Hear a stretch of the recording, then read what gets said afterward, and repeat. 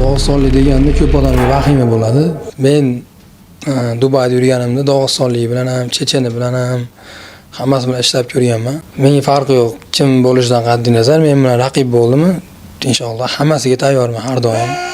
Ular ham odam, biz ham odam.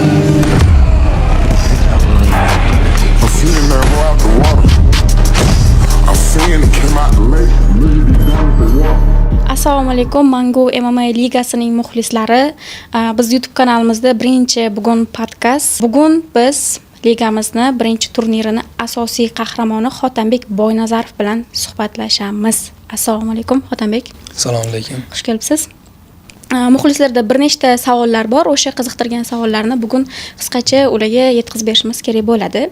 Birinchi savolim, bu liga bilan qanday shartnoma tuzdingiz? Qachon taklif berildi sizga?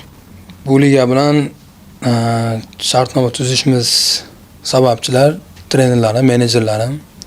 Shu ligani menejerlari bilan o'zlari gaplashgan. Shular sababli bo'yda urishimiz aniq bo'ldi. Qachon berildi taklif? Qancha muddat bo'ldi? Примерно 10 kun bo'ldi. Jangga deyarli 1 oy vaqt qoldi. Qanchalik tayyor bo'la olasiz? Xudo xolasa har doim tayyor bo'lganmiz. Inshaalloh saperliklar ham aniq. Har doim tayyormiz. Bundan keyin ham bu bo'yiga ham inshaalloh. Raqibingiz kuchli Dog'istonlik jangchilar deganda hammani ko'z oldiga kurashchilar keladi. Raqibingiz yengilmagan. Mana shu kurashchiga nisbatan siz qanaqa taktika qilasiz? Ko'rib chiqdingizmi o'zi janglarini? Dog'istonlik deganda ko'p odamga vahima bo'ladi. Men Dubayda yurganimda Dog'istonlik bilan ham, checheni bilan ham hammasi bilan ishlab ko'rganman. Menga farqi yo'q. Kim bo'lishidan qat'iy nazar, men bilan raqib bo'ldimi, inshaalloh hammasiga tayyorman har doim. Ular ham odam, biz ham odam. Ikkita kurashchi jang qilganda odatda muxlislarga zerikarliroq tuyuladi janglar. Siz qanaqa taktika qilmoqchisiz tomoshabob jang ko'rsatish uchun? Hozirgi paytda stoykada ham, kurashda ham hamma tomonlama ishladim. Ko'ramiz, qani bo'yda aniq bo'ladi. Bir intervyuzda aytgandingiz, belidan osha olsam, shu mazasi qochadi hammasini. Ko'pchilik so'raydi, Xotambek Boynazarov qachon UFC ga o'tadi deb. Va sizda imkoniyat bor bu borada. Biz ham kutyapmiz, biz danlilar berilgan, qani oz vaqtlar qoldi. Xudo xolasa UFC'larda ham ko'rasizlar inshaalloh. Hamzat Chimayev bilan ham bitta zalda mashg'ulot qilgansiz. U ham yordam berish mumkinmi UFC ga o'tishingizga?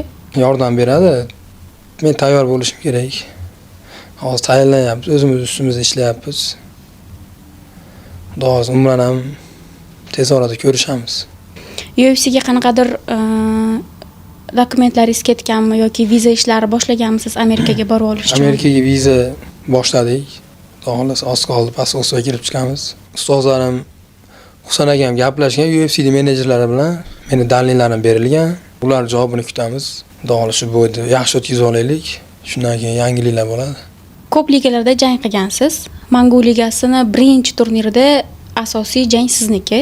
Tajribaga ega turnirlarda, ligalarda jang qilgansiz. Hozir endi bizning ligamiz tajribali jamoa bor, lekin birinchi turnirni o'tkazadi.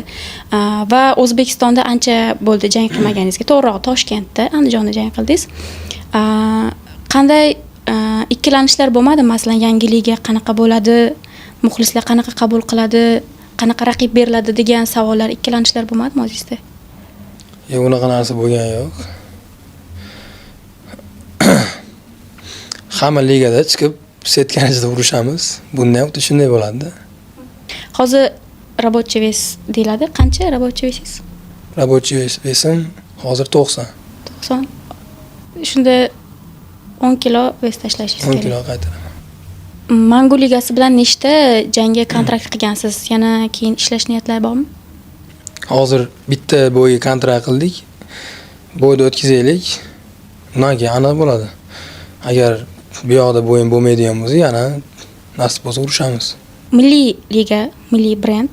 Nimalar kutyapsiz bu ligadan? Endi o'zimizning O'zbekiston ligasi maqsad bizni qo'limizdan qancha yordam kerak bo'lsa, mana shu ligani ko'tarish. Misol UFC'da urovniga olib chiqish kerak bo'lsa, O'zbekistonda ham shunaqa UFC'da urovnida bo'ladigan liga bo'lishini xohlaymiz. Nasib bo'lsa yana urushamiz vaqt soati kelganda. Qadrli kuzatuvchilar, bizni hozirgi intervyumiz shu joyda o'z yakuniga yetdi.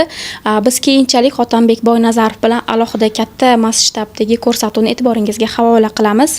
Hotanbek, muxlisligi gaplaringiz bo'lsa marhamat. Bizni qo'llab-quvvatlashda davom etinglar. Xudo xolasa, bo'lgan 1 oy qoldi. Biletlar tez kunda sotuvga chiqadi. Hammaga rahmat.